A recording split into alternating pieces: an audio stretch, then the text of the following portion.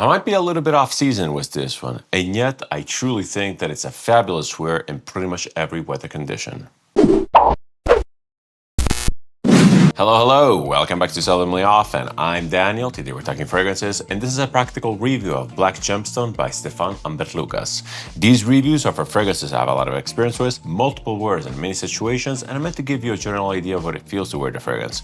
As per usual, I do a lot of research before buying fragrances, but I don't really like to go into details about notes and accords, as I don't think that they help the end user. I'd rather talk about the wear experience as a whole. So as I just teased in my intro, I'm kind of forecasting that this review is not going to get many hits during the summer months, because this is a very dense, very rich, very heavy scent. It's very elegant and sophisticated, but it is objectively a dark scent that most people associate to winter months. I don't necessarily agree. I mean, it is heavy, it's resinous, it's smoky, but it's so sophisticated and beautiful. This is actually one of those scents which I tend to gravitate towards when there's stormy weather, or just in general when I feel like being alone in my thoughts. It's absolutely beautiful. It has a similar meditative aspect to Amouage Interlude 53 or other Amouage fragrances that I really like, the heavy ones like Silver Oud. By the way, I'm going to be featuring Silver Oud as one of my options.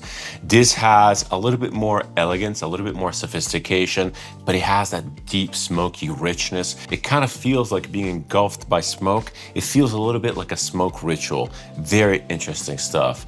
I have to be completely honest, I don't have much experience with the house of Stéphane Humbert. I've tried their Serpent collection, but I've never tried anything else except for Black Gemstone. The fragrances from the Serpent collection are actually pretty good. I do like most of them. I especially like Mortal Skin, Sand Dance, and dare I say it, I even like God of Fire. The fragrances are fairly unique. I really like the bottle design. I really feel like Stéphane Humbert really nailed the marketing and the branding. They feel special, they feel niche, yet they have this likable characteristic to them. They're designed to be that accessible niche. They feel a little bit different, maybe because the brand is called Stéphane Humbert, maybe because it's seen as an edgy French brand, but overall these are all very, very safe. Probably one of the reasons why I consider these fragrances relatively safe is the fact that they're quite simple in concept. And again, I'm not bashing the brand whatsoever. A simple concept means that the fragrance is very relatable, very easy to understand, and you can associate and adapt the scent to your own personality and to your own life events. That's the power of simplicity. When simplicity is done right, you get great things. People really connect with the fragrances. And I feel that Black Gemstone, price and availability aside, really aims to be that gateway towards darker scents. It's intriguing, it's fascinating, it's sexy in a way. It's a really, really cool scent. But we're going to talk about the scent profile and wear experience after we cover the presentation. As I was just before praising presentation-wise, the products by the house of Stéphane Humbert are absolutely top tier. The marketing did an exceptionally good job with a brand identity. Everything feels creative, it feels niche, it feels edgy. It's really, really cool stuff. Black Gemstone is actually one of the more subtle presentations out there. It's basically a blacked out bottle. They all come in 50 mLs. The bottle design is the same for everyone, and the cap design is actually the same for everyone, or rather, the skeleton of the cap design. The caps themselves click on the bottle in a very solid way. It kind of resembles Zhen. You can easily pick up the bottles from the caps. The caps kind of remind me of pine cones, and they have this honeycomb texture to them, which is very, very unique. I really like the serpent style caps because they have that covering. It almost feels like the serpent is shedding skin. But going back to Black Gemstone, the presentation for this bottle specifically is super simple, very, very minimalistic, all blacked out. It is kind of sexy. I even like the black on black labeling. Anyway, back to the cap. The cap is metal, heavy, solid. It really feels high quality and well made. Obviously, the cap covers the atomizer, which is arguably the most mediocre part of this presentation. And this is true throughout the lines. The atomizers for the bottles of Stéphane Humbert just come across as cheap and low effort. You could have definitely sprang for more pressurized atomizers and gone all in with the edgy presentation, with the super brand identity. Let's give this a couple sprays and I'll show you what I mean. It's okay, it does the job, but again, for this type of presentation, for this type of luxury product, because these products are not cheap whatsoever, you would expect a lot more. By the way, I wore this as my fragrance of the day, even at the office. Today it's full summer, but it's actually quite stormy. The weather is dark, we get dark clouds, there's a lot of moodiness, there's a lot of change in air pressure, and this fragrance just puts me in that meditative aspect. It's beautiful, it's very, very sophisticated. In the office, no one batted an eye. It just feels kind of appropriate. Now, I do think that this is a little bit more winter leaning in terms of mood maybe, but in the summer, it really pushes off the skin. It's so beautiful to wear. I think that this would work really, really well in Middle Eastern summer.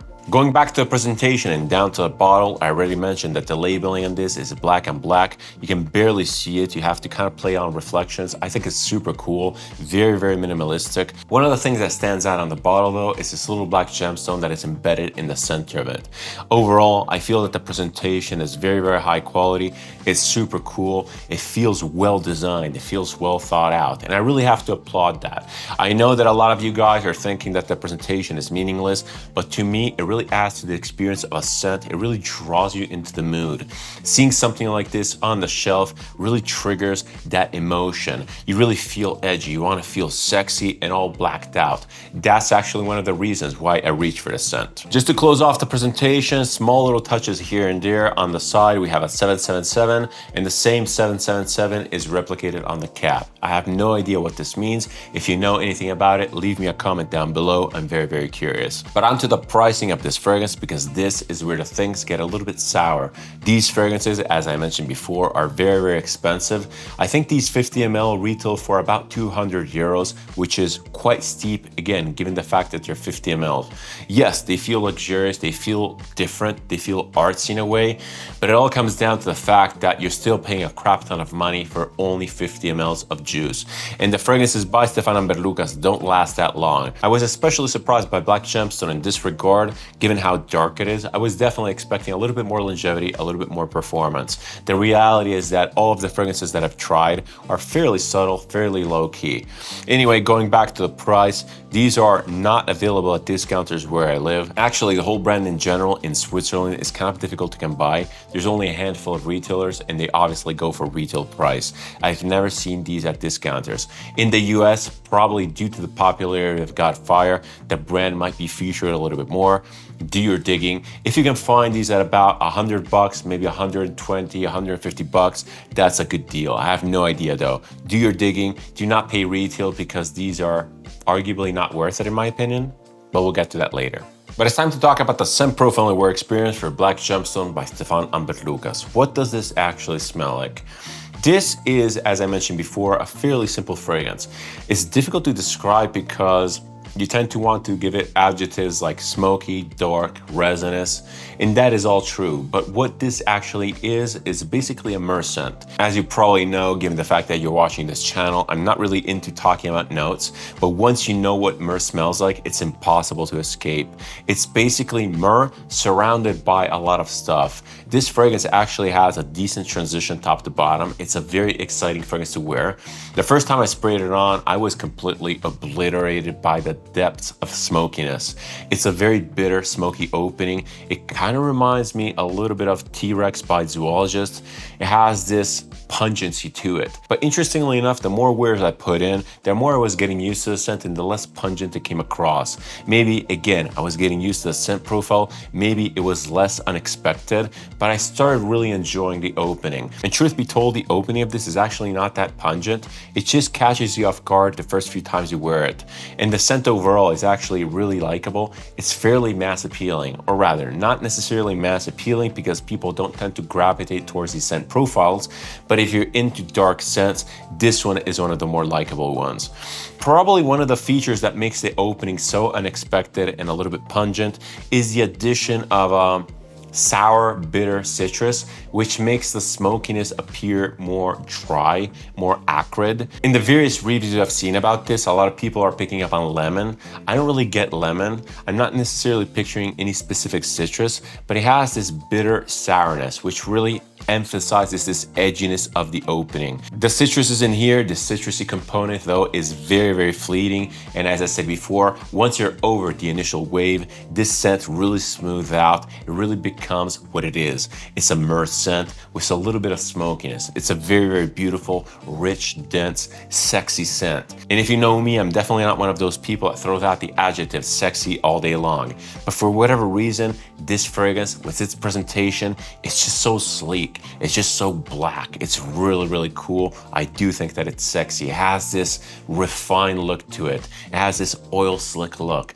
Very beautiful. You really blend into the shadows with this one. Staying into the scent profile and trying to describe it a little bit more, as I was saying, this scent is actually fairly transitional. It evolves in a very specific way. It doesn't change mood. It doesn't change tempo whatsoever. It just becomes more smooth. It just leans into its character more and more. And after this slightly pungent opening, after this initial wave, you're still riding it and you're looking down and you're seeing this massive oil slick. So smooth, so well balanced, so well made. This scent knows exactly what it is. It comes across as a smoky myrrh scent with supporting notes. Speaking of the supporting notes, and here there's probably other resins because it does come across as a little bit gummy. It has this rubbery feeling to it, but there's also definitely frankincense. And the smokiness of the frankincense is just so silky smooth, and it just adds this veil on top of the scent, which is almost like silk. Really beautiful stuff. Personally, in the base of this, in the deep dry down of this, I get a lot of black leather. Shiny, smooth, refined, elegant. It feels like a well-worn, well-kept motorcycle jacket that is just itching to go for a ride.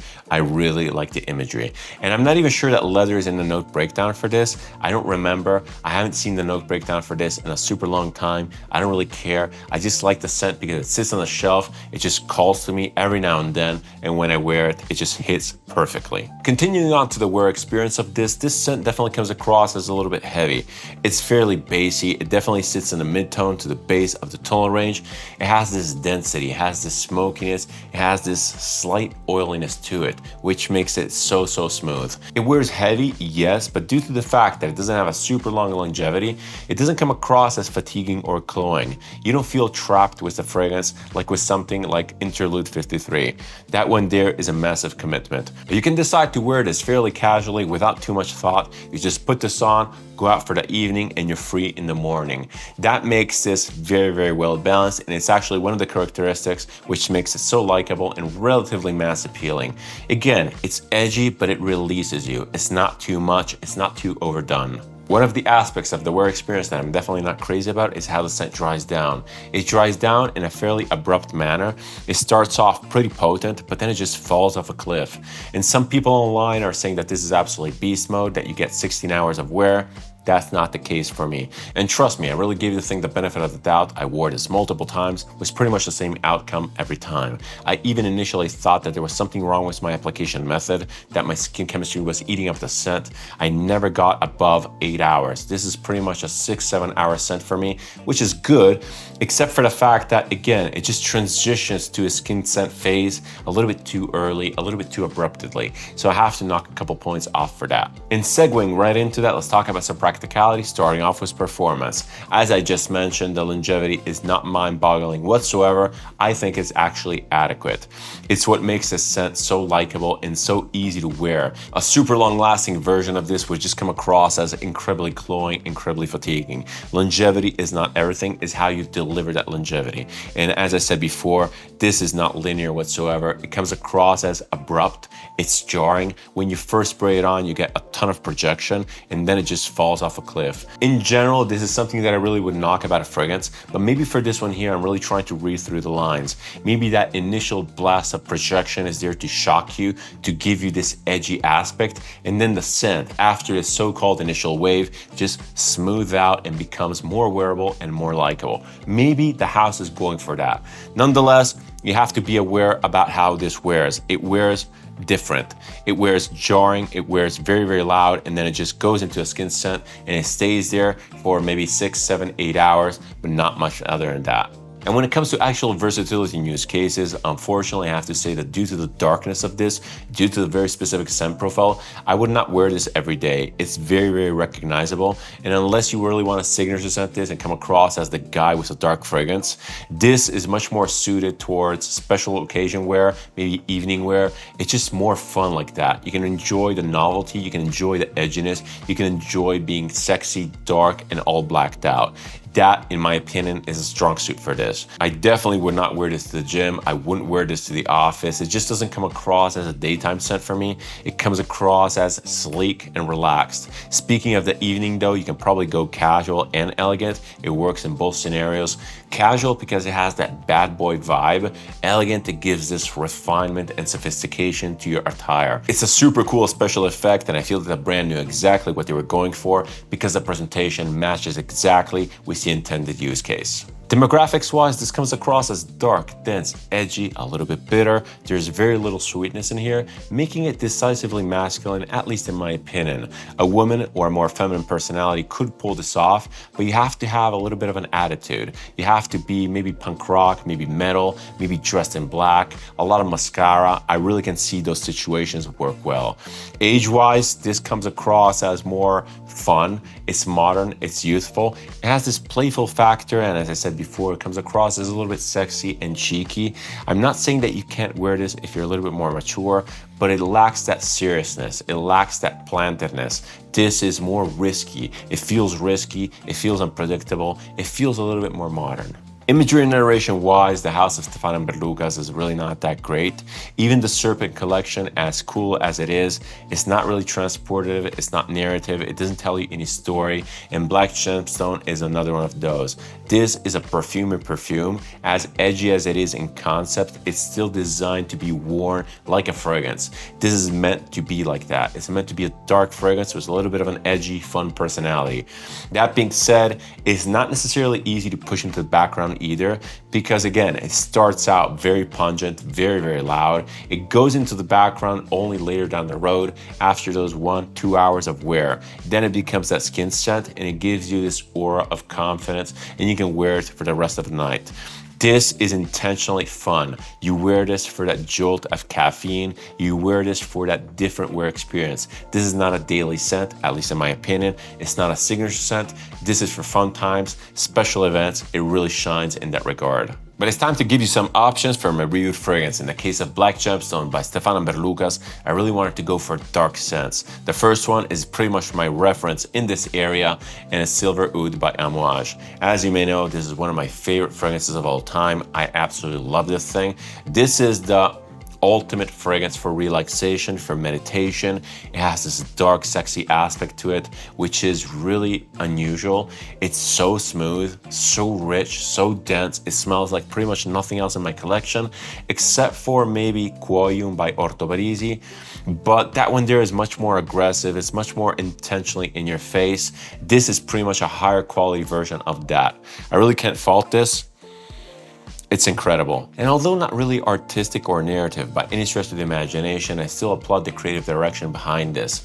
This is a simple, focused product. The complexity lies in the ingredients, in the way it evolves. The wear experience for this changes drastically according to temperature, humidity, your mood, and just in general how you view the fragrance. I love wearing this. It's absolutely glorious. I wear this pretty much all year round. In the summer, it's my alone time scent. In the winter, it's my cuddly scent. It's beautiful. It's rich, it's fairly animalic, it's fairly weird and funky, yet to me it comes across as smooth. It smells like animal breath. It kind of reminds me also of the new Tower, the limited edition, Shadid. It has a little bit of this in it. Beautiful, beautiful stuff. If you like Amouage, if you like super long-lasting scents, this is absolutely insanely long-lasting. Silver Oud is definitely one to check out. It gets my highest recommendations. The second fragrance that I want to talk about is difficult to acquire and very, very expensive. This one here is Oud Zhen by Areej Doré. This fragrance is basically a pure oud fragrance. It opens up smoky, but then it dries down to this insanely high quality, insanely multifaceted, very, very smooth oud. This is pretty much my endgame oud, as I said in a post. I wear this pretty much all year round, or rather, I got this recently, but I intend to wear this all year round. In the summer, it works exceedingly well. It's not an office scent, and it's definitely not a daily wear, especially given how expensive and rare the thing is. But when I put it on, it really shines. It brings me to this dreamlike scenario. It's so multifaceted. It's so distracting in the best possible way. When you wear something like this on, you really realize the complexity of natural ingredients. This thing lasts forever, by the way, and this is a stark difference from a lot of other natural ouds out there. It has great performance. It has a beautiful smell. It's not too difficult. It's not too complex. It's a fairly simple thing to understand. It's an ode to oud after all, but the name Zhen, in my opinion, really hits it on the head. This is so relaxing, so meditative. This is my evening scent. This is my evening walk scent. I put this on, go for a walk, and I come back completely refreshed mentally. Areej Doré's products are absolutely amazing, objectively. Do I like the FOMO marketing? Do I like the FOMO brand? Not really. It's not really my thing. I will not go out of my way to seek out these fragrances. If I stumble upon them, kind of like in this case, it was a pseudo trade, then it works out. But I'm not going to endorse this FOMO marketing. The fragrance, though, is absolutely incredible. The last fragrance that I want to talk about takes literal darkness in a completely different direction. This one here is Buio by Meo Fusciuni. I say a different direction because this is not really a meditative scent. It's not calming. It's not relaxing. It's actually meant to be kind of anxiety inducing. The opening of this is very bitter, very smoky. This definitely reminds me of T-Rex by Zoologist. It has that aggressive nature to it. Buio by Meo Fusciuni is meant to depict a state of anxiety that Giuseppe Imprezzabile was in before seeing the light. He was closed in a dark room, feeling the pressure of the darkness onto him. This is absolutely magnificent. The way it depicts this emotional aspect is incredible. And paradoxically, despite me stating up front that I wouldn't necessarily categorize this scent as meditative, when I put it on, it puts me into the state of endurance. It's very distracting. It keeps me on edge, but it keeps me so focused. It's a little bit of a different type of meditation. It's not a relaxing meditation, but when I finally survive the thing, when I come out of it, because you do come out of the darkness, and this is beautiful, you really come out different. You really come out renewed. And it kind of feels like a massive weight has been lifted off my chest. It's such a satisfying experience. I love the house of Meo Fusciuni. I love Giuseppe Imprezzabile. He's an artist. He's a poet. His fragrances are absolute art. They're so storytelling, so deep, so emotional. I really connect with these on a personal level. It's just such an emotional experience, so amazing. Yet these fragrances come across as fairly wearable. It's surprising. It's super unique. Meo Fusciuni is one of my favorite fragrance houses of all time.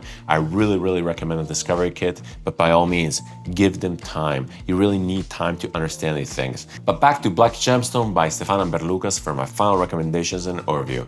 This is a really cool scent. I especially like the connection between the scent profile, the marketing, the branding. Everything feels on point. It feels smooth, it feels fluid, it feels intentional, and I always applaud that. Scent profile wise, this is fun. It's edgy. It feels kind of sexy. It feels a little bit dangerous. It's a really good introduction to edgy, darker scents. It's resonant, it's smoky, it's super fun. It's a super cool evening out scent for when you really want to play that bad boy character. It fits that persona so well. The house of Stéphane and Berlucas in general is cool. It's edgy, it's fun, it's trendy, and for good reason. The scents are cool, they're fun, they're easy to like, easy to wear. The bottles look amazing. It feels true niche. Ultimately, these are fairly mass appealing. They're very likable. It's a very clever house. I like the way they place themselves on the market. These are basically the ultimate TikTok scents. They're the ultimate YouTube scents because they look the part, they feel the part, they're accessible, yet they have this novelty to them. Very cool stuff. That being said, in a vacuum, the fragrances themselves don't necessarily warrant my full recommendation. They are cool scents, but they are actually quite expensive. Specifically, Black Gemstone is not necessarily even blind buy safe. It's a fairly fun scent. It's a fairly likable scent, but you need to be into the idea of a smoky scent, into dark scents. This, if you're into that, is a very good introduction. Sample first, sample the other ones. Mortal Skin is my best recommendation. It's the best one from the house that I've sampled till now. If you like this type of content, if you like my approach to video, feel free to subscribe. It's always massively appreciated and helps the channel. If you want to interact with me, leave a comment, suggestion, opinion, or anything else down below. I always reply and I always keep the conversation open. Thank you so much for watching. Thank you so much for your time. It's never taken for granted. Many more reviews coming up, many more fun products to showcase. See you in the next one, and cheers.